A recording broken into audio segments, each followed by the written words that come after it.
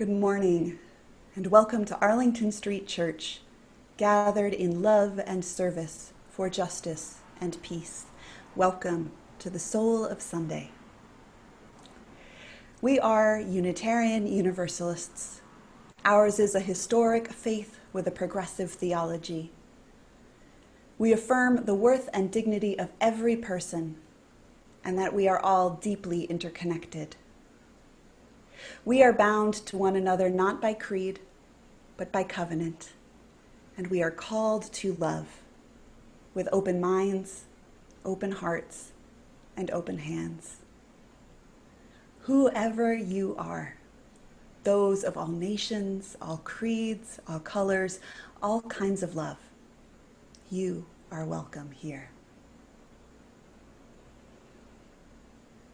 And I light our chalice with these words from the Reverend Mark Bellatini from his poem, Slower and Slower.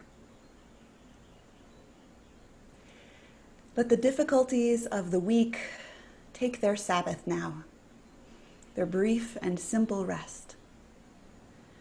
Let the worries of the week lay their heft gently onto the dark earth below this floor, which can bear them with greater ease than any one of us can by ourselves. Let the tangle of feelings, the pull and push of these last 7 days sit still for a minute.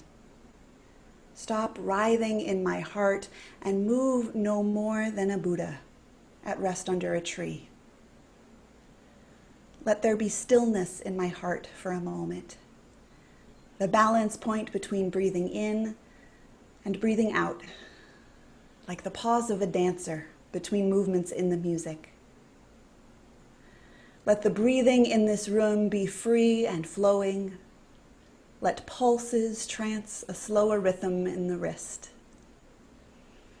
Let the coming silence be like hands pulling back a curtain, revealing the table set with the feast of life which is present here and now and has been the whole while. Present to those who give up living in either the past or the future. May the light of this chalice help us to live now.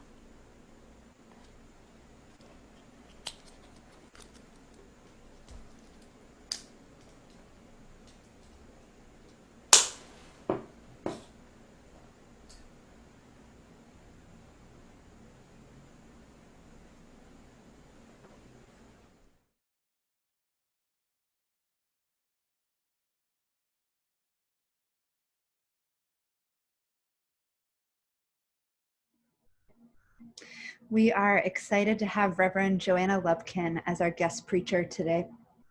Reverend Jo is deeply connected to a number of our Unitarian Universalist communities. She serves as the halftime minister at All Souls Church in Braintree, helps out in the office at First Church in Jamaica Plain, and is a leader and musician at the Sanctuary Boston. Reverend Jo is also a member and an affiliated community minister here at Arlington Street Church. Welcome, Jo, and thank you for putting together this service for us. I'm so happy we can be here Zooming to worship together. We're doing an awesome job staying together while we're apart. Thanks again and again to our extraordinary tech team. Rich Abru, Sandy Dixon, Frank Lee, Art Nava, and Barb Seidel. They're making it all possible. If you haven't already downloaded today's order of service, there's a link in the chat, and it's also available on the homepage at ascboston.org. All of the hymn lyrics are included in the order of service and will be posted in the chat so that we can sing together. During her sermon, Reverend Jo will be asking a few questions for reflection. It might be helpful to have a pen and paper nearby. And now please say hello in the chat as we continue our virtual greetings. Let's engage that Arlington Street spirit of welcome that transcends social distance as we greet one another heart to heart. Our first hymn this morning is Return Again by Rabbi Shlomo Carlebach. And it's one of those songs that has two parts, so you could think of it either as a round or just a two-part song. You're welcome to sing with me or our guest musician for this hymn, Matt Meyer. Switch between parts, sing just the one that calls to you.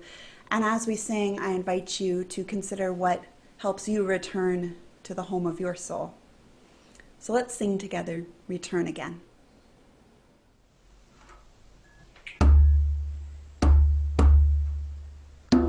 Return again, return again, return to the home of your soul.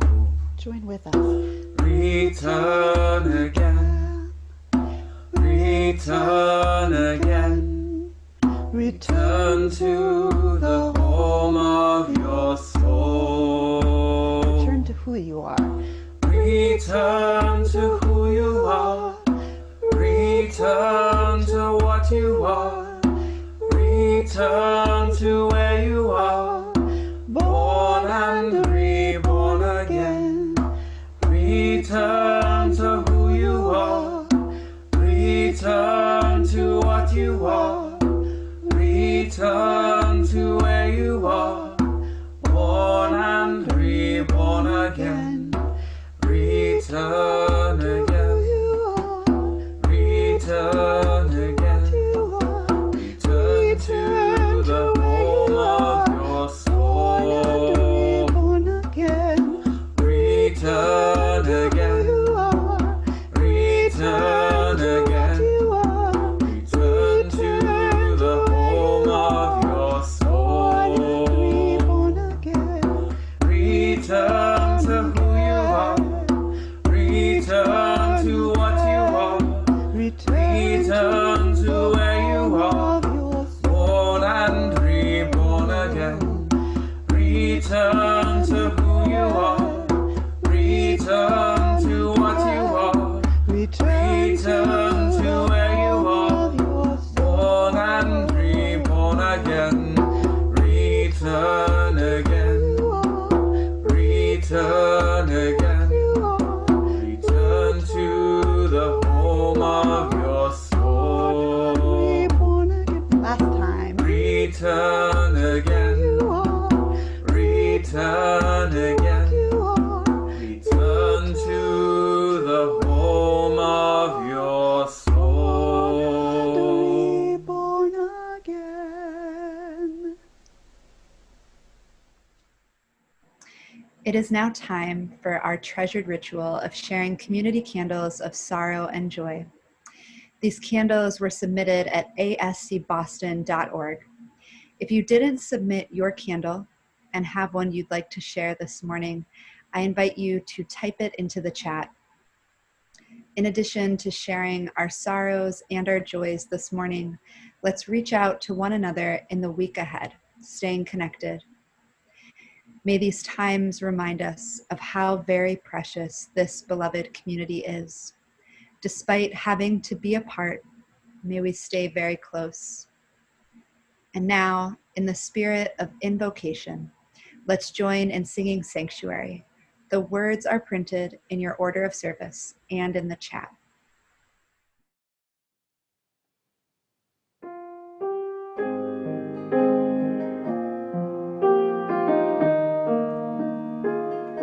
Open my heart to be a sanctuary,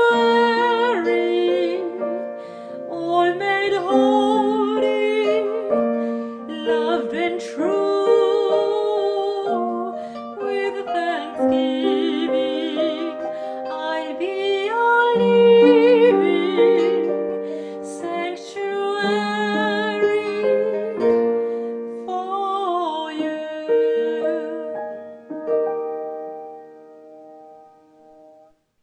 Some of us come today with heavy hearts. We open our hearts to you.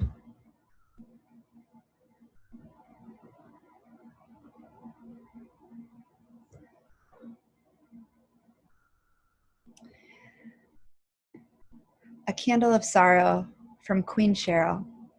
As a COVID cost-saving measure, a very dear coworker of mine was let go this week. As sales have been down 75% for months, I understand, but it's still hard.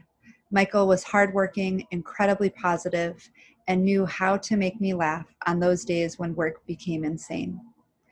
I pray for Michael and the thousands like him who have lost their jobs.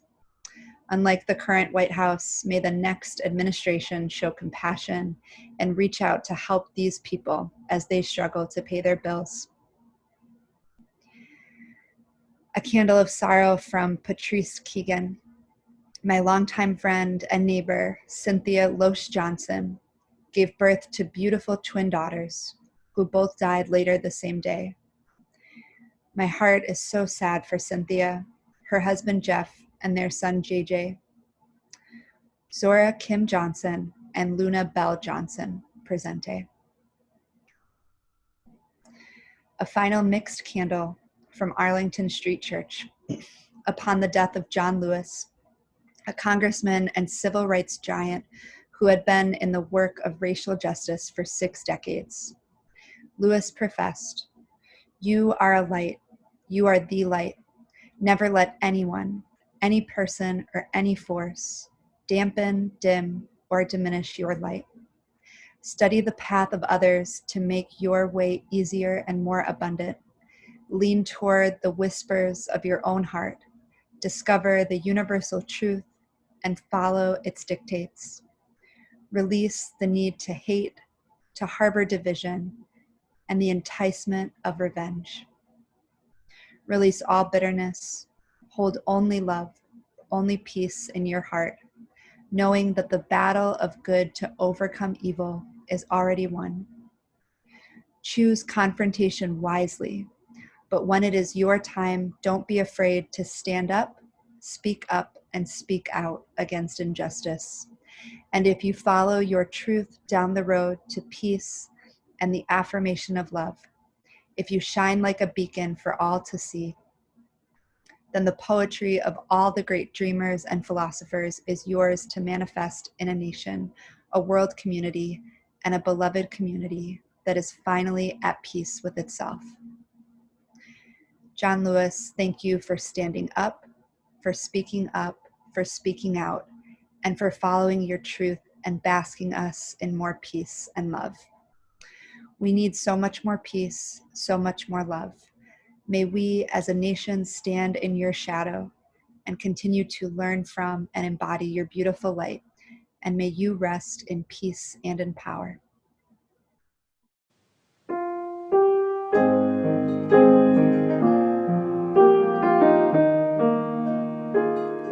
Open my heart to be a sanctuary, all made holy, loved and true. With thanksgiving, I'll be your living sanctuary for you.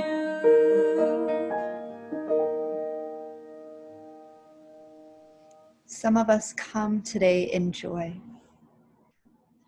We share your joy.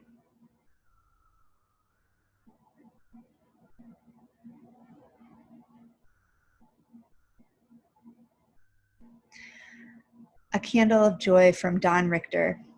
Avery Rain, granddaughter of Phyllis and Don Richter, and daughter of David Richter Rain and Anna Rain, is having a great month. She got her master's degree and was married late in June. Now she has been selected for her dream job, pediatric speech-language pathologist at Johns Hopkins Hospital in Baltimore this fall. Congratulations, Avery. A final candle of joy and relief from Arlington Street Church. This week, the Department of Homeland Security and U.S. Immigration and Customs Enforcement have agreed to rescind a policy that would bar international students taking online-only courses from residing in the United States. ICE had previously announced new rules requiring international students to leave the U.S. if their universities instituted online-only learning measures for the fall. As the nation and the world faces the change, fear, loss, and crises of this pandemic, we know that what is needed is love and kindness and safety and hospitality, not more hate and upheaval. We continue to fight to protect the vulnerable and pray that the students who are calling our country home have what they most need to endure these times, and that they are not used as ammunition in political battles. May the spirit of love that guides our congregation continue to inspire action to make our land one that is safe for all who call it home.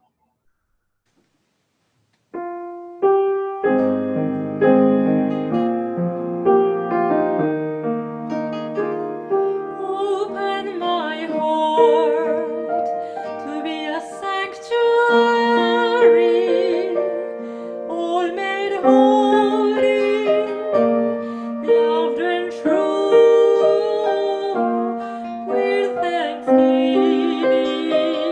I'll be a living sanctuary for you. Open my heart to be a sanctuary,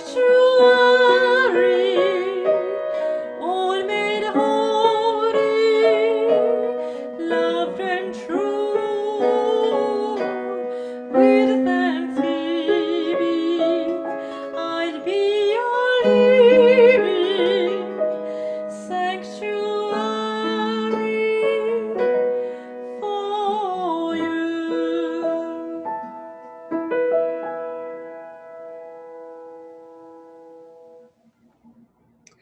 For all the sorrows and all the joys we hold in our hearts, we light a silent candle to remember and to rejoice.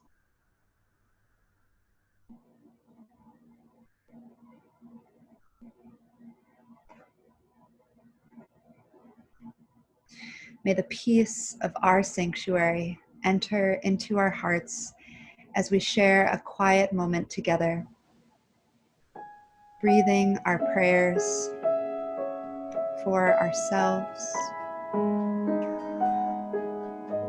for one another, for our country, and for the world. Amen. Let's join now in saying together the affirmation and covenant of this beloved spiritual community. The words are printed in your order of service and in the chat. Love is the spirit of this congregation, and service is our gift. This is our great covenant, to dwell together in peace, to speak our truths in love, and to help one another. El amor es el espíritu de nuestra congregación, y servicio es nuestro regalo. Esto es a lo que nos comprometemos, convivir en paz, hablar nuestras verdades con amor, y ayudarnos los unos a los otros. Our second hymn this morning is the great African American spiritual Hush. In it, it says, "Hush, somebody's calling my name. Oh my Lord, what shall I do?" In its historical context, this may have been a song that helped warn, that helped guide people, that helped lead them to freedom. In our UU context, we honor that historical meaning, and we also invite us to hear what is calling our name. Who is calling our name? What happens when we hush and listen? So I invite us to join together in singing Hush with Hannah.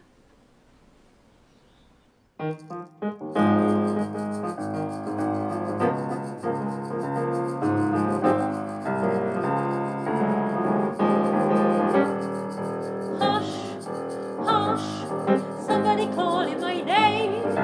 Hush, hush, somebody calling my name. Hush, hush, somebody calling my name. Oh my Lord, what shall I do? What shall I do?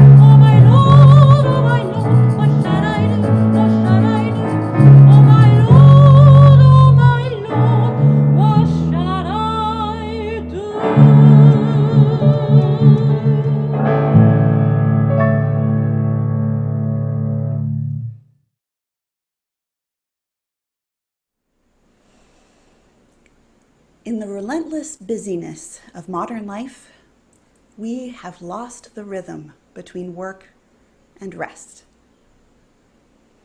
These are the opening words of Wayne Muller's book, Sabbath. Words that I have come back to many times over the years. In the relentless busyness of modern life, we have lost the rhythm between work and rest. We live in a culture informed by the Puritan work ethic that action and accomplishments are better than rest, that doing something, anything, is better than doing nothing.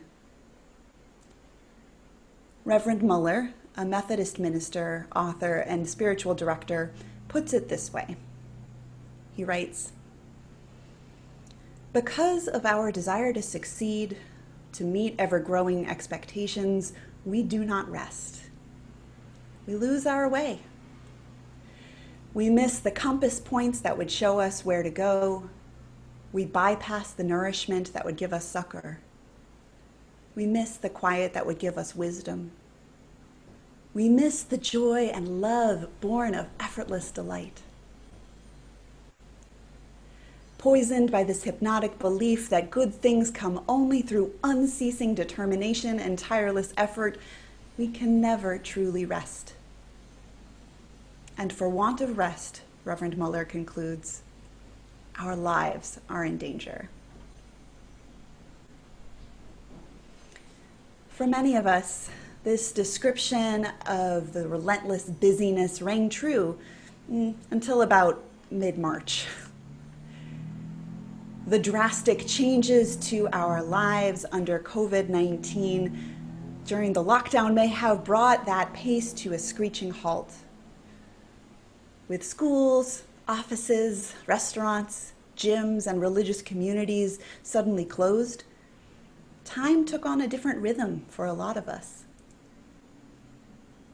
Whether this rhythm was a more aimless one, for those of us suddenly furloughed from work or cooped up indoors as part of a high-risk population, or a constant demand of caregiving for those raising children, or maybe a terrifying acceleration for those working on the front lines in healthcare. Whatever our situation, time may have felt different. Our relationship to busyness may have changed. Back in March, UU minister Lynn Ungar wrote a poem called Pandemic that went viral, if you'll pardon the pun. It captures the energy of that abrupt cessation of life as usual. And you may have heard it.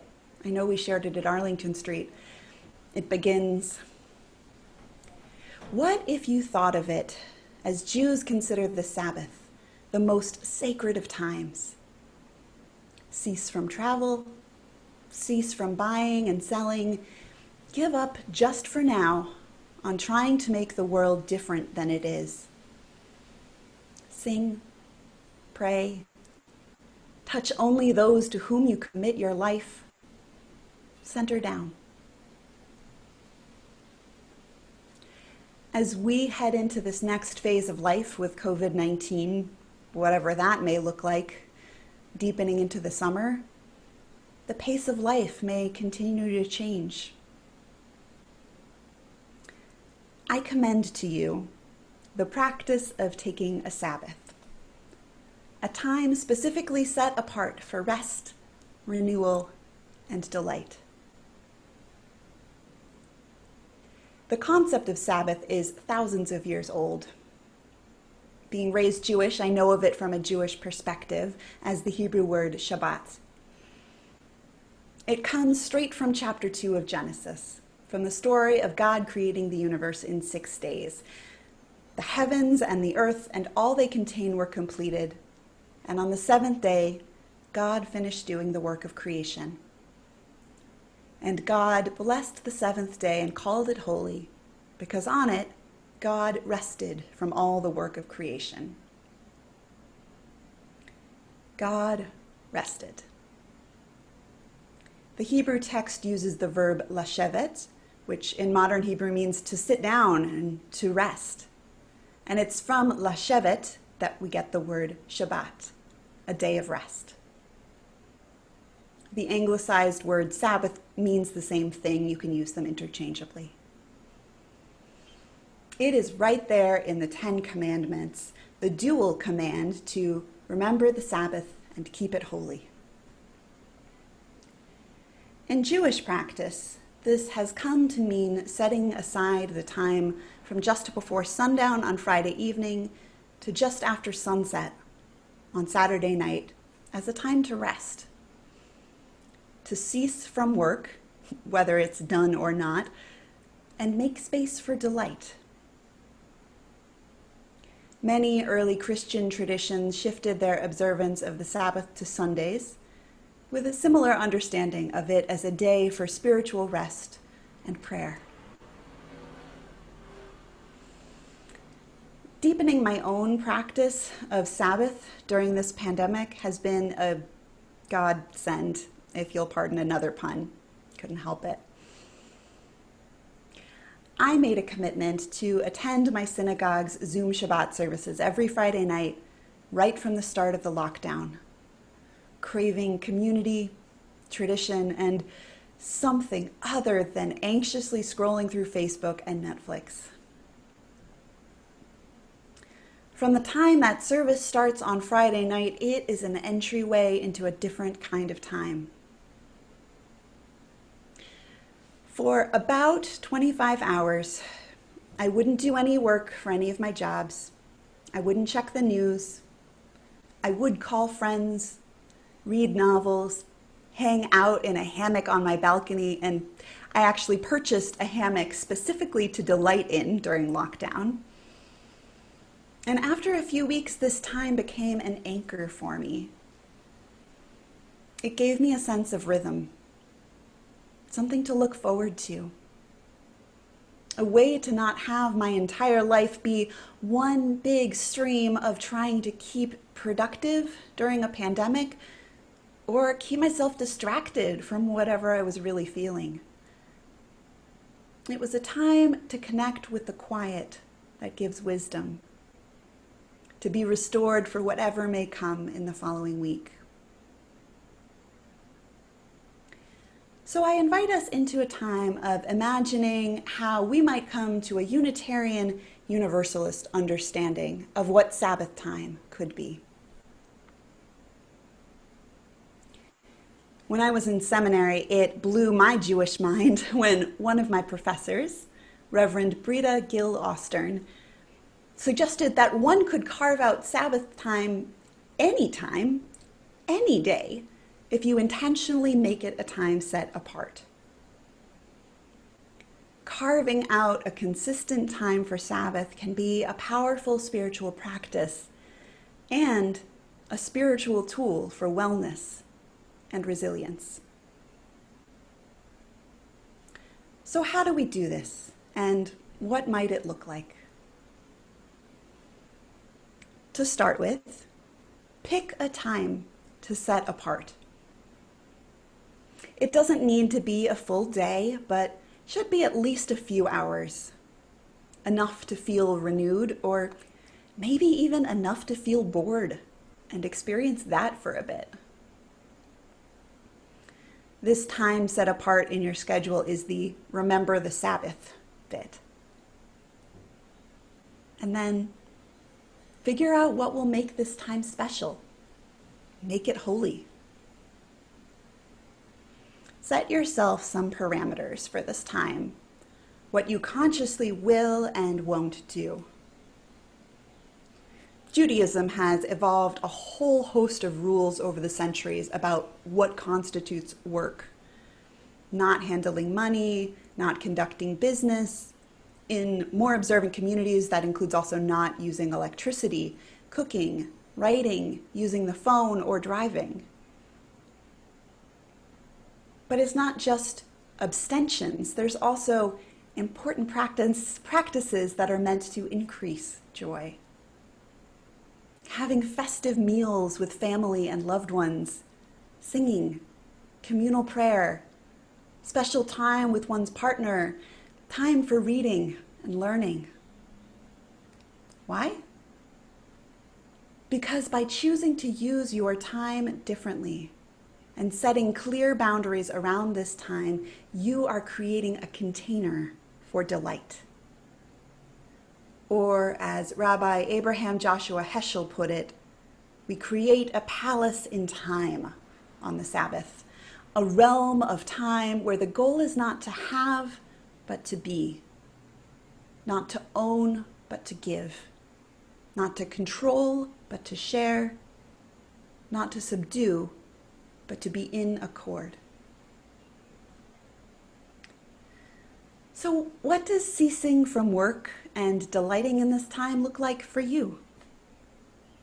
What are the things that you want to abstain from for whatever period of time you've set aside? Checking work email? Online shopping? Not using specific apps on your phone that you might mindlessly turn to? Not planning for the next thing? I invite us together to take a moment to brainstorm this, each for ourselves. You can jot things down on a piece of paper if you have one handy, or write directly into the chat. If you were to set some time apart for a Sabbath, what would you refrain from doing? What kind of work would you not do? I'll give us about a minute to think and to write. I'll keep the time.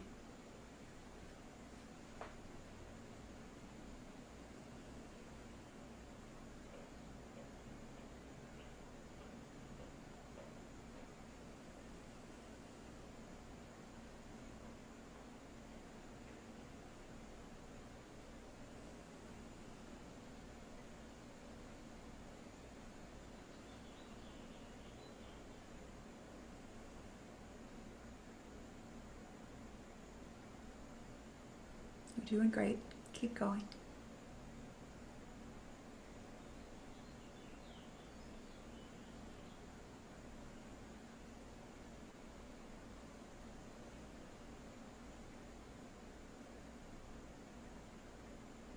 Take a few more seconds.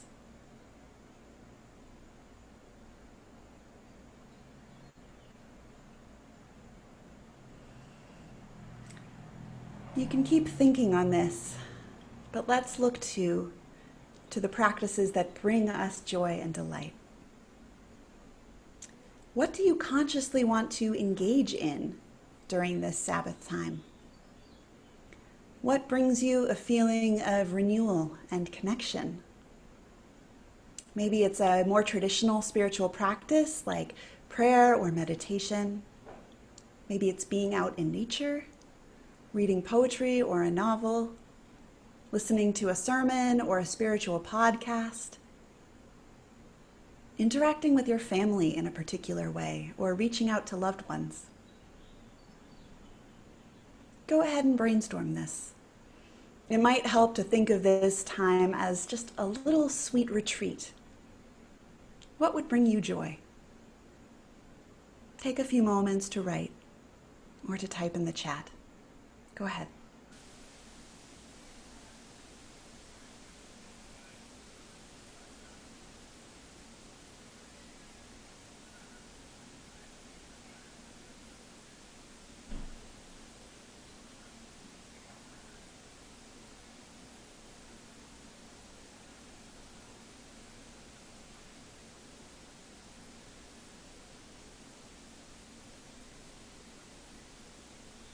Take a few more moments.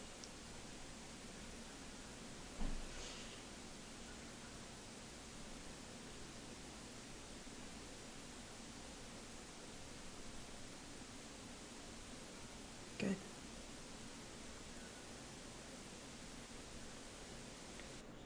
And I highly recommend you keep pondering these. They make great journaling exercises.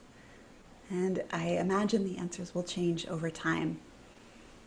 But look over some of these responses, yours and others.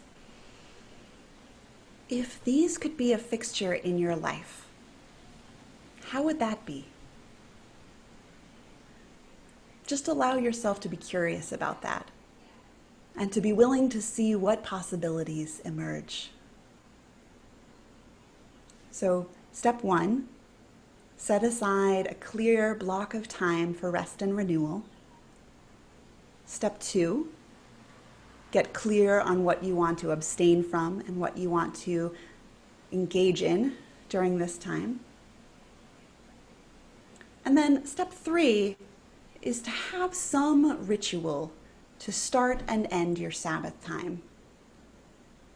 It could be to light a candle, take 3 deep intentional breaths, read a poem, sing a song, anything that marks a transition moment. And not only do you want to signal to your brain and to your heart that this new kind of time has begun, you want to make sure you signal its end too.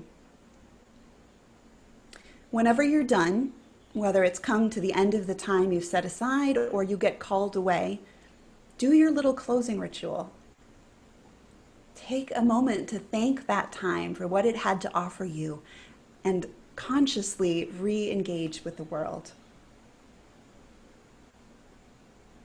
And then step 4 is just to notice.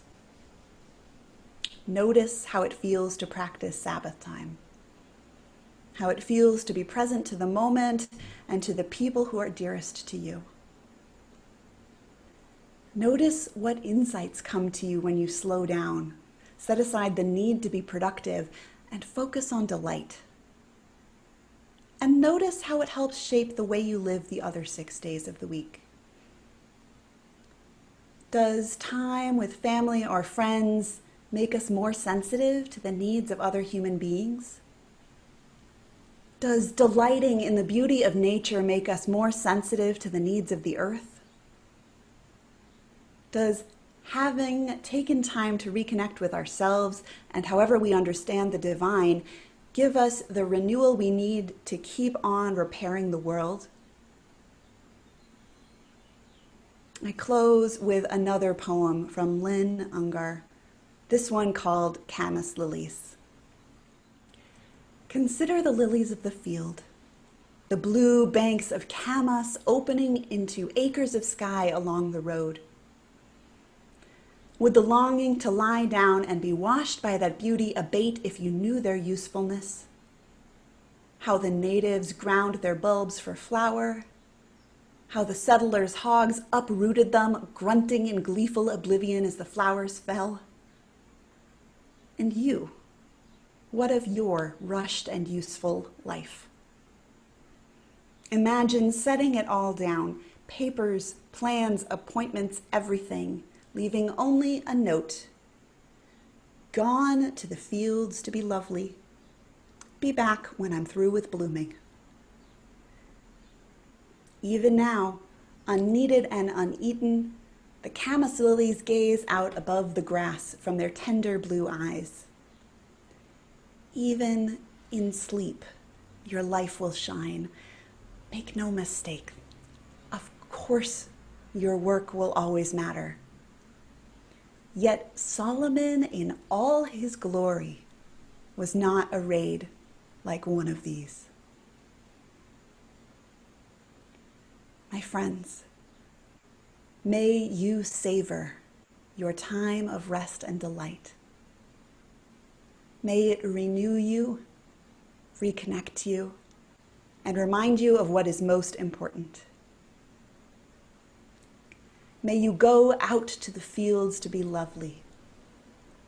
We'll see you back when you're through with blooming.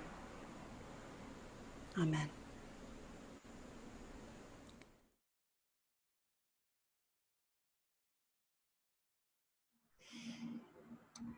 Each of us has the power to make a difference, to do our part, to strengthen the safety net that holds us all.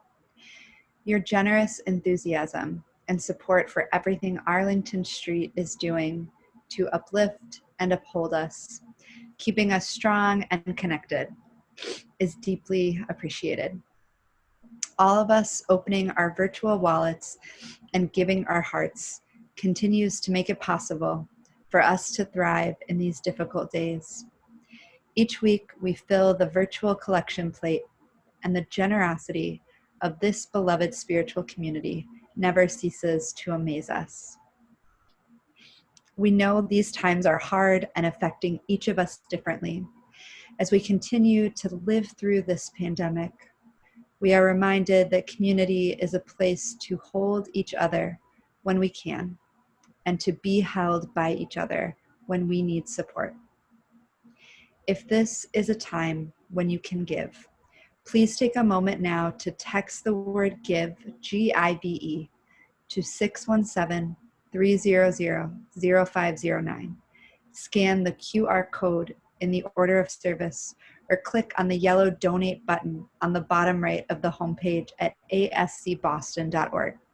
Here's that number again, 617-300-0509.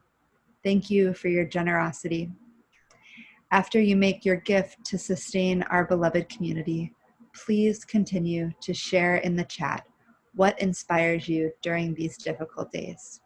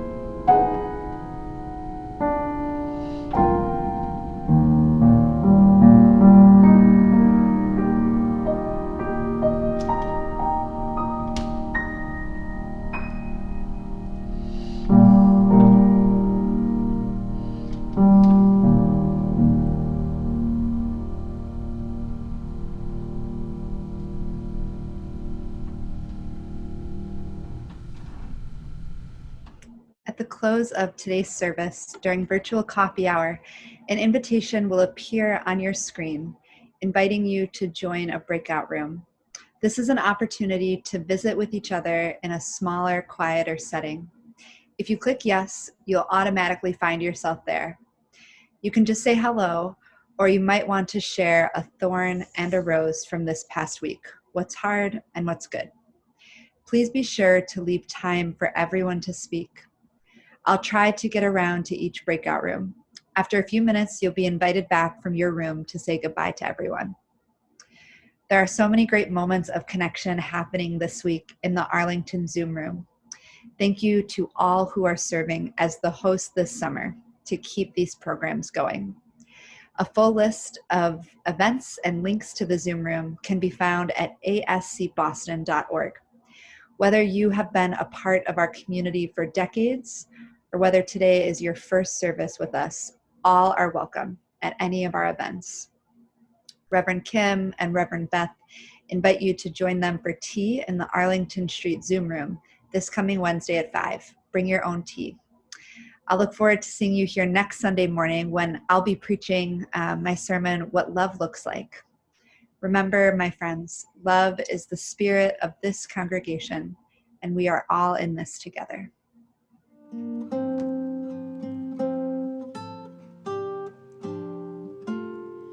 My life flows on in endless song above earth's lamentation. I hear the real, though far off hymn that has a new creation. Through all the tumult and the strife, I hear the music ringing. It sounds an echo in my soul. How can I keep from singing? What though the tempest round me roams? I know the truth it leaveth. What though the darkness rounds me close? Songs in the night it giveth. No storm can shake my inmost calm. Why to the rock I'm clinging? Since love prevails in heaven earth, how can I keep from singing? When tyrants tremble as they hear the bells of freedom ringing, when friends rejoice both far and near, how can I keep from singing? To prison cells and dungeon vile, although to them a winging, when friends by shame I undefiled, how can I keep from singing?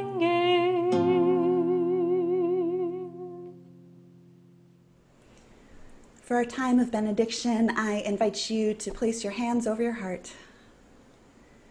And if you'd like to put everyone on gallery view and just look around and see the faces of your beloved spiritual companions.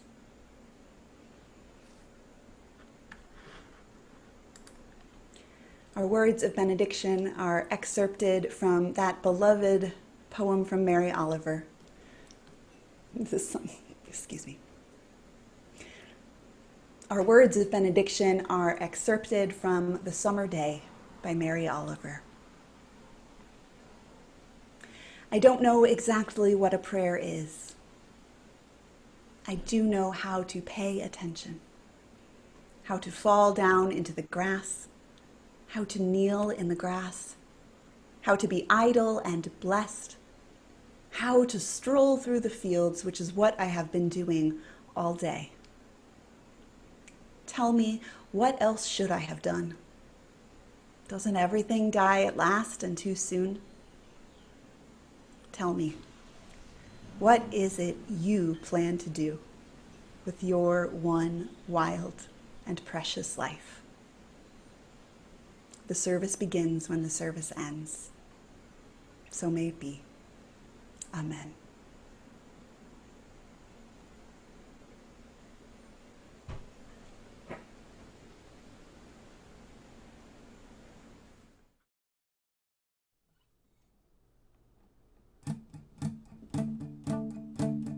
where you go. Where you go, I will go, beloved. Where you go, I will go. Where you go, I will go, beloved. Where you go, I will go.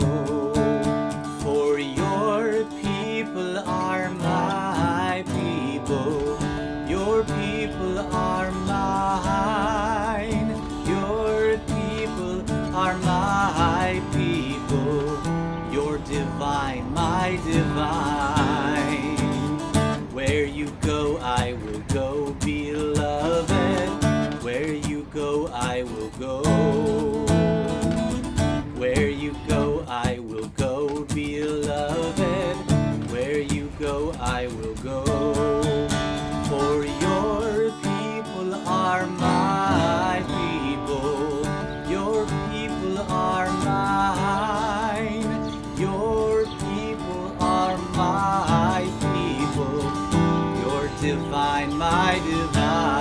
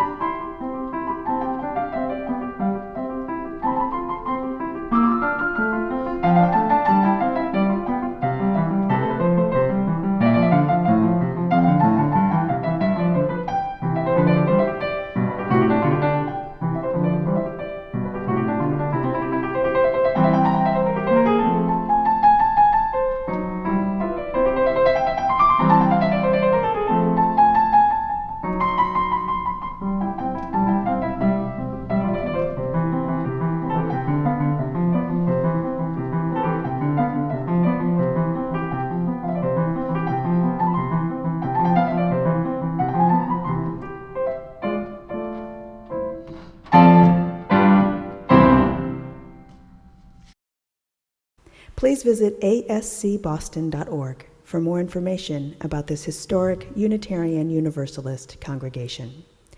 Arlington Street Church, gathered in love and service for justice and peace.